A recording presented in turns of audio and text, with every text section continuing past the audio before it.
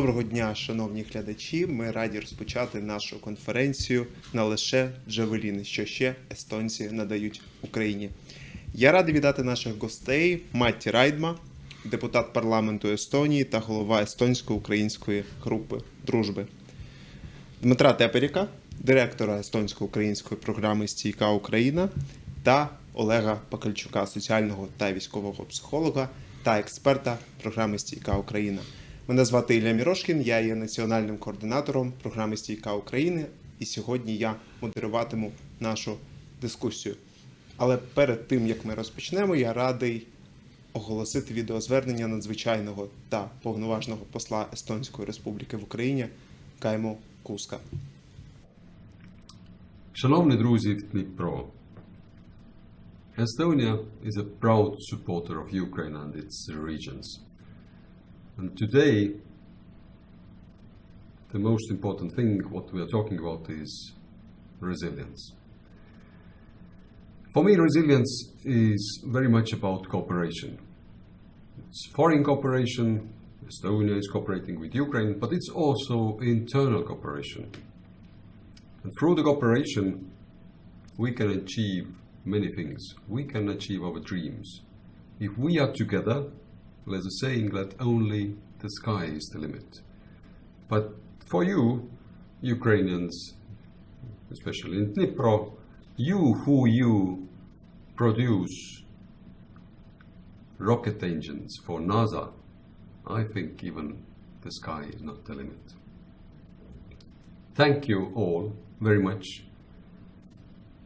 Participants, supporters, trainers, but once again, participants for taking part of this training, for letting you to be learned, for teaching our side, the trainers, something new. Дякую вам. Що ж, ми заслухали звернення посла Естонії в Україні Каймо Кууска і розпочинаємо нашу прес-конференцію. Сьогодні ми розкриємо такі питання, як чому Естонія підтримує Україну на такому високому рівні, чому Дніпро зацікавив Естонію та чому естонці впровадили симуляційні кризові навчання у Дніпрі. Я радий передати слово Маті Райдма, депутату Парламенту Естонії та голові естонсько-української групи «Дружби». Thank you very much and good morning. I'm extremely happy person because I have several hats. As a member of Estonian Parliament and head of friendship group, I can really see how deep is our friendship and how deep is our cooperation. Because broadness of this process is a key factor. When political support and practical cooperation are together, then we are strong.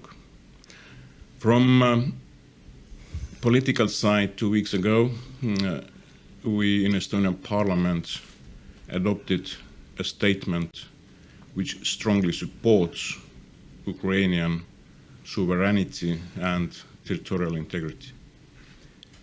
We're working with your parliamentarians in different international parliamentarians platforms and supporting them to raise really important and critical issues what you have here in Ukraine at the moment.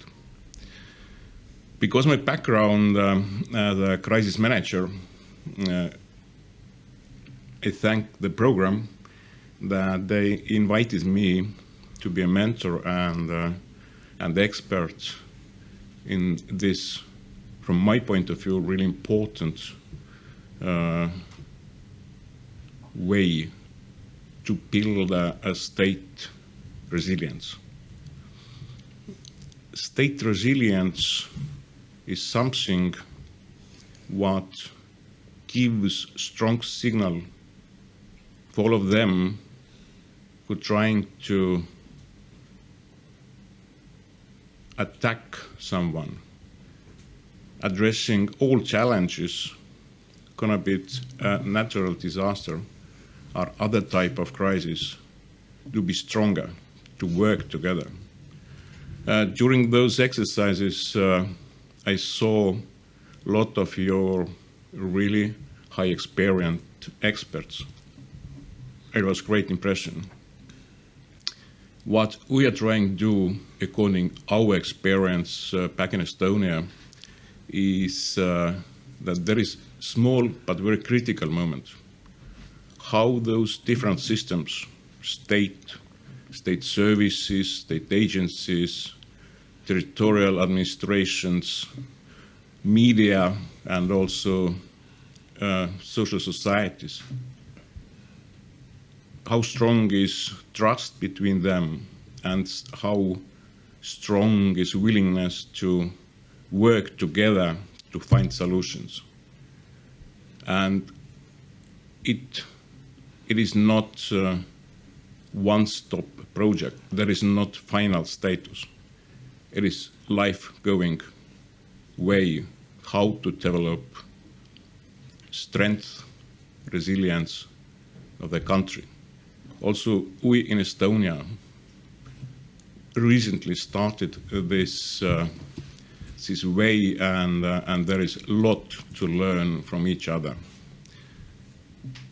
Why here also our side learned a lot to do something better in Estonia, and I hope that vice versa also here experts got some ideas how to improve this. And as I understood, this is not final step. We're going on.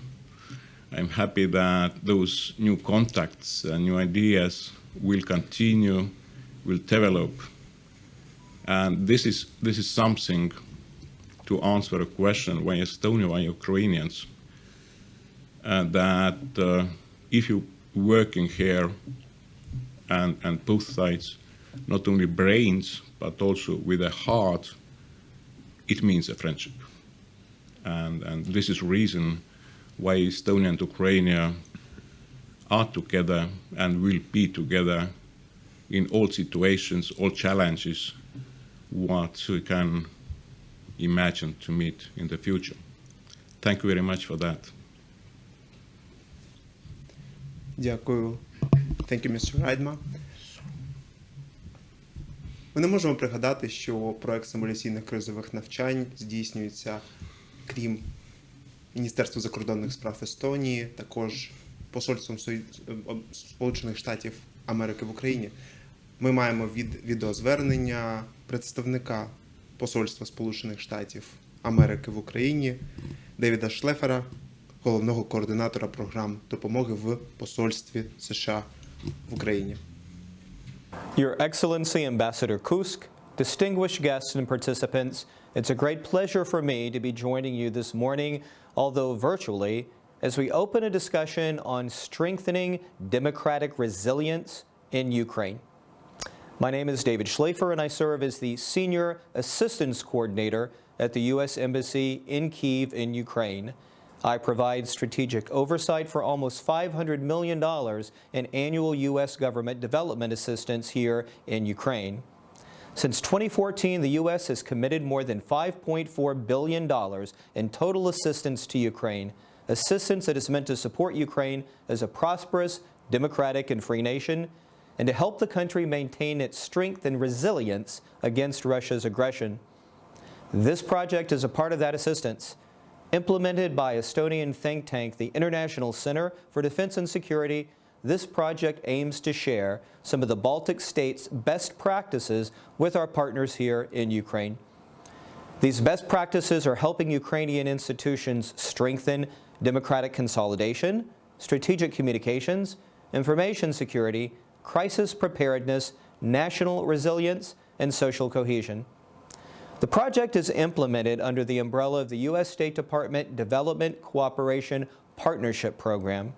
And this is a unique program that builds partnerships with donor countries in Central and Eastern Europe, which co-finance assistance activities aimed at sharing European transition and integration experiences with Ukraine.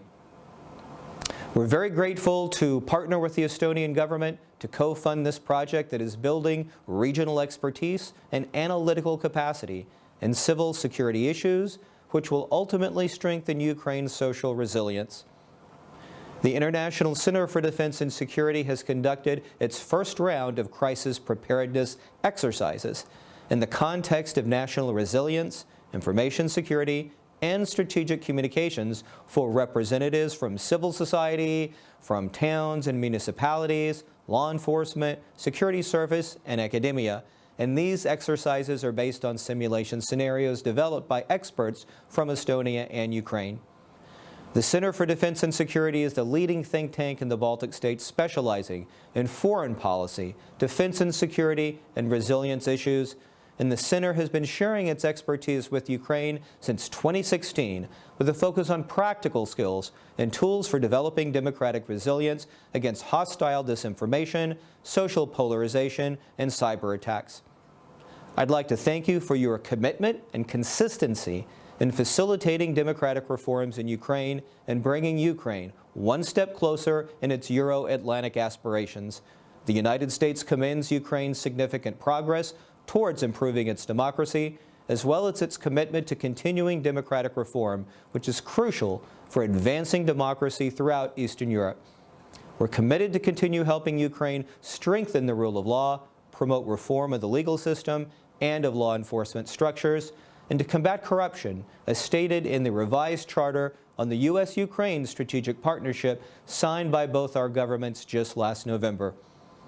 Once again, I'd like to thank you for the invitation to open this important discussion on strengthening democratic resilience in Ukraine. I really appreciate it. From everyone at the U.S. Embassy, thank you. Я радий передати слово Дмитру Теперіку, директору естонсько-української програми «Стійка Україна». Дмитро більше розповість про програму та головну ідею симуляційних кризових навчань. Дмитре, вам слово. Дуже дякую. Наша программа, как уже было сказано, стартовала в 2016 году, но еще год до этого, в 2015 году, моя команда из Эстонии приехала в Украину для того, чтобы изучить опыт добровольцев, в том числе военных добровольцев и волонтерского движения, члены которого, как мы знаем, оказали очень большую помощь тогда государству и народу Украины для того, чтобы сопротивляться российской агрессии. И город Днепр, разумеется, его жители и все, кто помогал тому движению, имеет, как мне кажется, очень особенное место в той истории. Сегодня мы здесь со своей командой проводим кризисные симуляционные учения, и я вам могу сказать, что за последние 6 лет, работая с друзьями в Украине, с разными специалистами, экспертами, особенно на региональном и местном уровне, я не могу не отметить те правильные шаги, которые Украина как страна и ее люди делают. Это развитие, оно заметно. Оно заметно, когда на него смотришь со стороны, и это надо ценить. Наша программа фокусируется на понятии стойкости, и мы знаем, что это слово за последние 6-7 лет очень широко вошло в политический и управленческий, а также дипломатический оборот.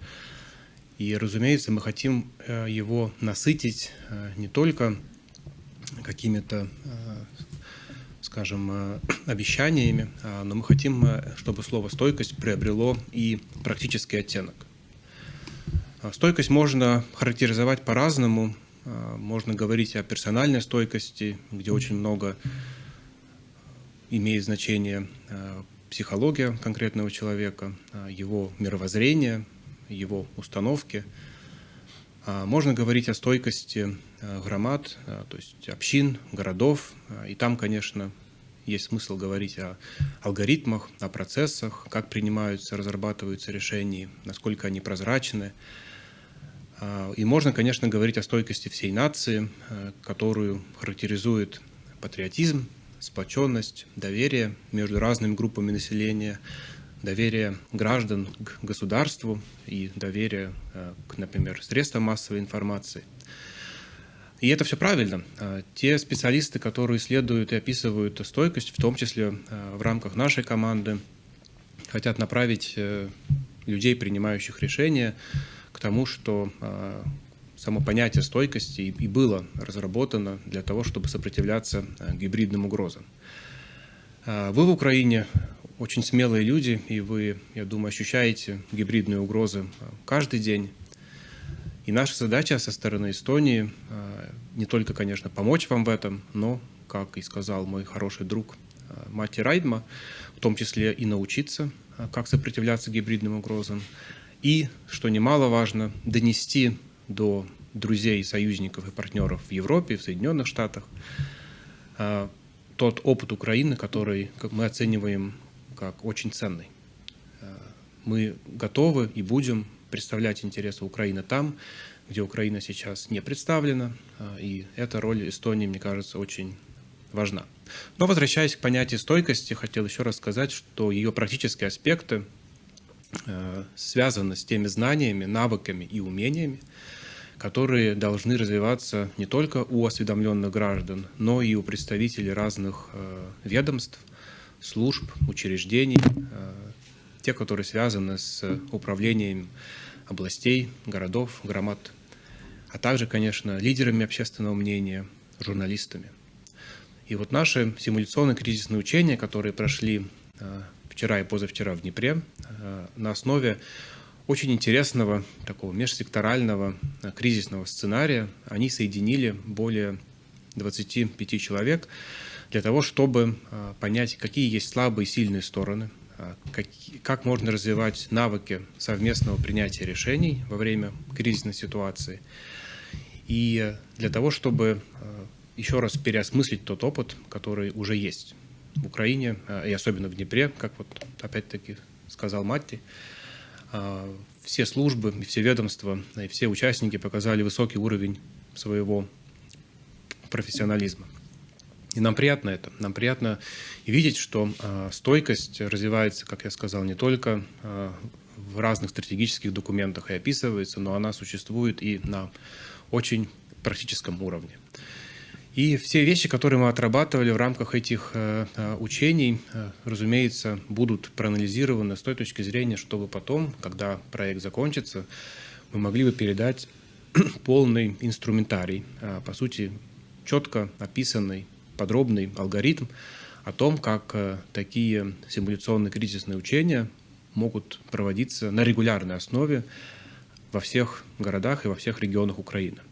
И когда это будет такое систематическое действие, я думаю, это будет одно из самых сильных средств, чтобы никакой агрессор даже и не подумал нападать на Україну. Дякую.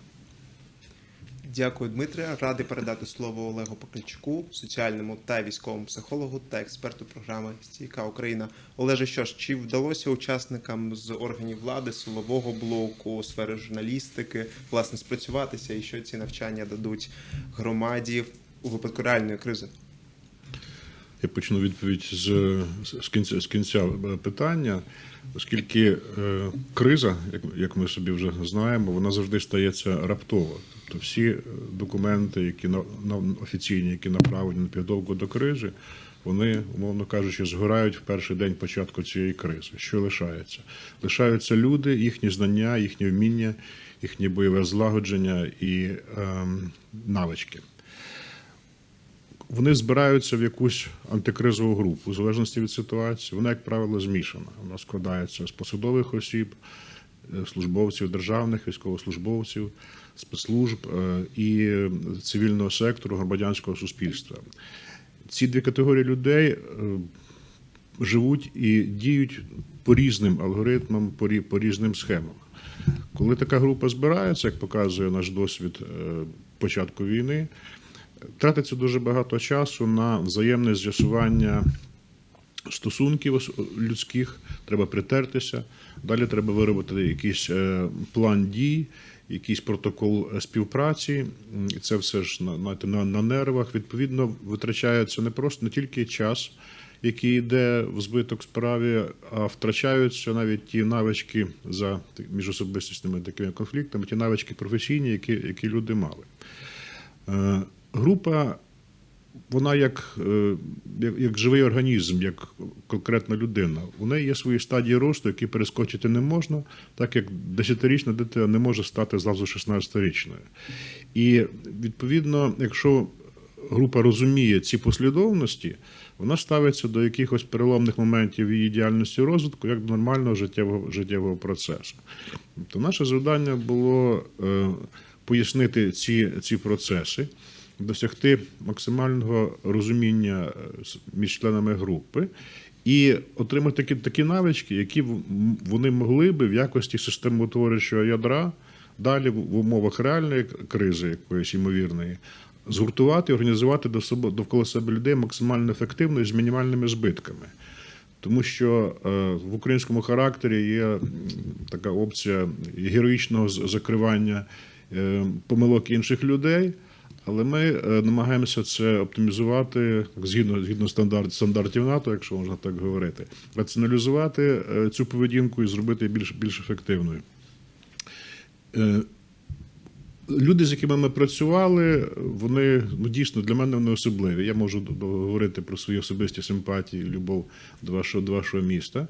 І як мені казав мій колега Дмитрій, що я вважаю, що внесок Дніпра в оборону України в 2014 році, в спинку агресора, він недооцінений, він унікальний по-своєму. І ми дійсно працювали з людьми, які мають і практичну пам'ять, практичне знання того періоду, і оцей особливий дух, який допомагає також і нам отримувати розуміння того, як це працює на людському рівні.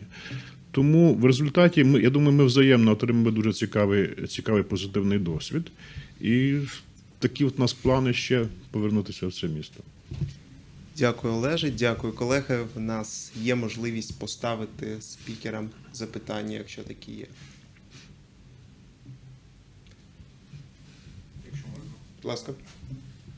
Наскільки ви оцінюєте стійкість України взагалом до протидії інформаційним впливам на широкі групи людей? Як наразі наше суспільство з цим справляється чи не справляється? Я расскажу, возможно, опираясь опять-таки на те исследования, которые мы сделали.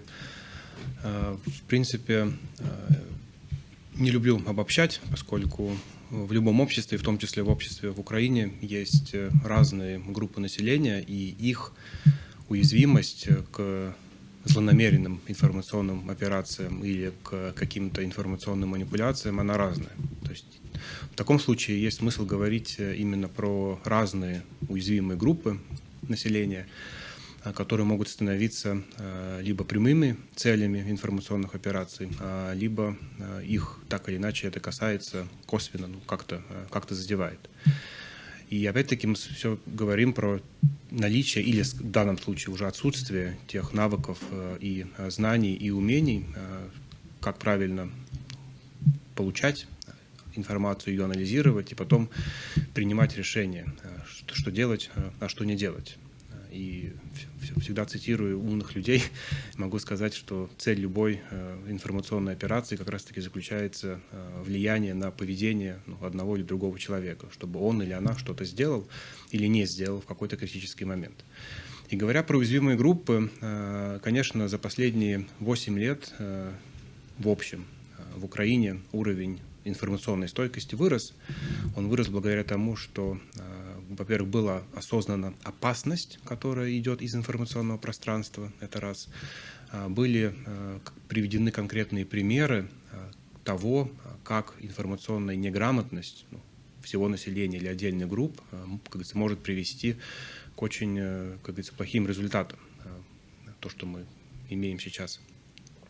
Также информационная стойкость выросла благодаря тому, что запустилось много проектов по медийной грамотности и стали работать с такими уязвимыми группами населения, как, допустим, люди преклонного возраста, а также молодежь, люди, у которых есть своя какая-то идеология, и если мы видим, что какие-то идеологические возникают споры, то общество поляризуется. Но благодаря всем этим процессам, в общем, конечно, информационная стойкость выросла, но это не значит, что надо останавливаться на достигнутом результате. В том плане, как Маті сказал, построение стойкости – это всегда процесс, там не может быть какого-то конечного результата. То есть надо постоянно над этим работать, смотреть, какие угрозы возникают снова, как их можно либо нейтрализовать, либо минимизировать, на какие группы могут быть нацелены те или иные информационные операции, кто эти информационные операции проводит. Разумеется, одним из таких главных акторов на данном информационном поле является Кремль, но нельзя забывать, что у Кремля и его геополитических амбиций есть достаточно последователей, в том числе и в Украине, и в Эстонии, и в разных странах. Поэтому надо всегда смотреть не только на внешние угрозы, но и на внутренние. Я доповнив би кількома словами. Коли ми дивимося на соціологічні показники, ми бачимо різні параметри, наприклад, скільки відсотків людей готово захищати Україну зі зброєю в руках, скільки готово підтримувати і так далі. Якщо ми говоримо про інформаційну стійкість, то сукупність цих параметрів, вона невзаємно поглинається, породжує кумулятивний ефект. Тому навіть по базовим показникам соціологічним, як психолог, можу сказати, що вона має стійку тенденцію до зростання такого експоненціального. Дякую за запитання. Будь ласка.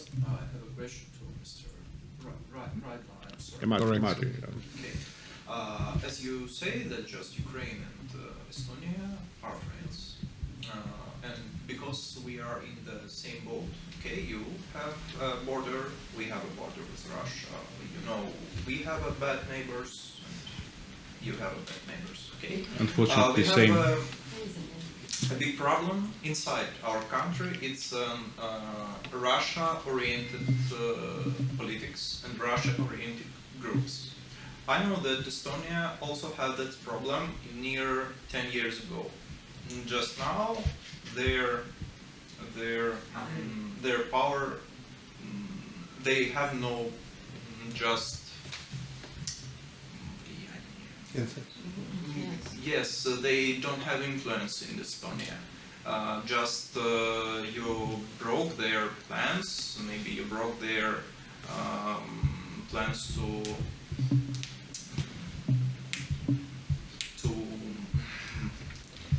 Okay, yes, I almost understood. I have a question. How do you did that? Just. Thank you for your question. First, I would like to say that democracy is democracy. It means this open platform for different views.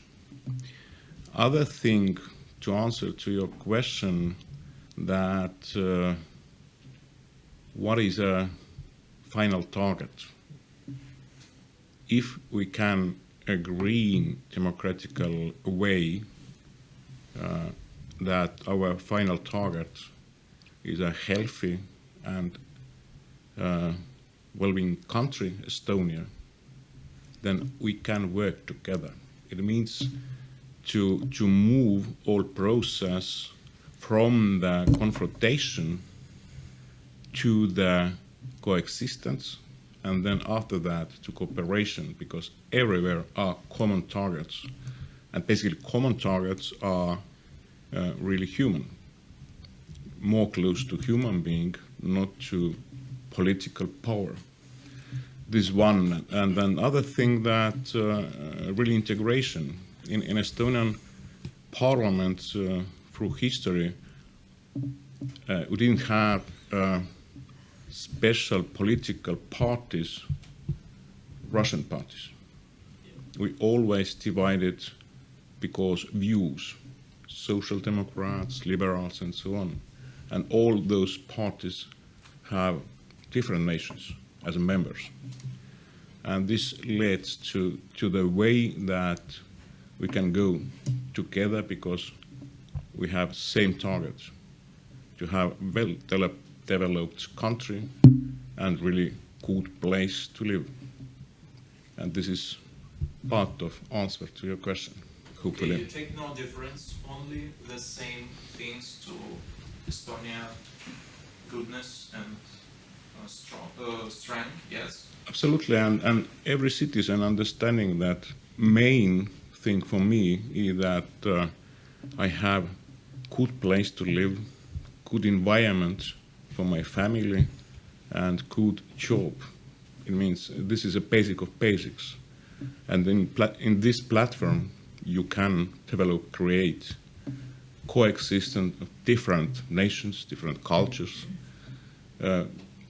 but only one where is really has to be agreement and acceptance is political target. And there is a limit, our statehood, our sovereignty, our territorial integrity. Thank you. Thank you. Будь ласка, ще одне запитання. Мой вопрос будет касаться темы тренинга, который вы привезли в Днепр. Спасибо вам за это. Недавно в нашем городе произошла трагедия, 27 января, мы все запомнили эту дату. Как вы оцениваете работу наших служб во время ликвидации этой трагедии, журналистов, представителей политики и полиции? Ви маєте на увазі ситуацію з нацгвардійцем? Треба структурувати, про які саме служби йдеться, Національна поліція, Служба безпеки, те, що торкається, власне, відповідних офіцерів Нацгвардії, командир частин, треба дивитись матеріали справи. Я думаю, що це достатньо швидко було зроблено і, як по українським міркам, блискавично, чесно кажучи. Це, попри трагедію, це було вразило, моментально людина була затримана. Що торкається самої особи, то треба більш професійно говорити про діагностику, я думаю, там є клінічні проблеми серйозні. Дякую за запитання. Будь ласка, фінальне запитання. Добре. Thank you for the speakers. Maybe I have the same questions. English so bad. No problem. Mr. Rydma, what is your opinion? How can we find balance between the total panic in our society and another denial of the risk of the aggression? Because sometimes we have situation of total failed communication between government, political sphere, and community and the whole society. How we can get this balance when absolutely fail sometimes communication? Thank you very much. There is one basic thing, and again, according my background as a crisis manager, that resilience, what is one of the basic things, has to be built not on fears, but in self-confidence. And this is broad understanding how it's better to build. If you start to build it in fears, then it's not stable. Vice versa. It shows my self-confidence that I'm ready, and my society is ready, and our state is ready to meet different threats.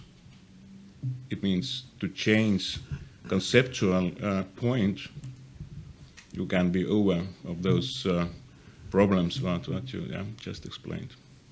Not in Ukraine, it's everywhere. Если можно, я очень коротко дополню, поскольку, да, это касается стойкости и именно коммуникацию между разными там частями общества, в том числе власти и населением, мы, конечно, четко и подробно анализируем. И мой совет был бы всем украинцам, во-первых, доверять профессионалам и специалистам, и в данных вопросах профессионалы и специалисты являются ваши сбройные силы. Политики, может быть, кроме Маті, в принципе, не являются профессионалами, специалистами в таких вопросах. Если ваши генералы, у которых есть великолепный военный опыт, говорят, что все спокойно, что они контролируют ситуацию, наблюдают, и они готовы к отторжению агрессии, значит, так и есть. В этом плане это может касаться любого кризиса, но пусть даже это будет пример, допустим, с коронавирусом. Доверять надо, да, специалистам, профессионалам, медикам, военным и так далее. То есть этот вопрос надо вывести за плоскость политической коммуникации. Здесь должна идти стратегическая и специальная коммуникация.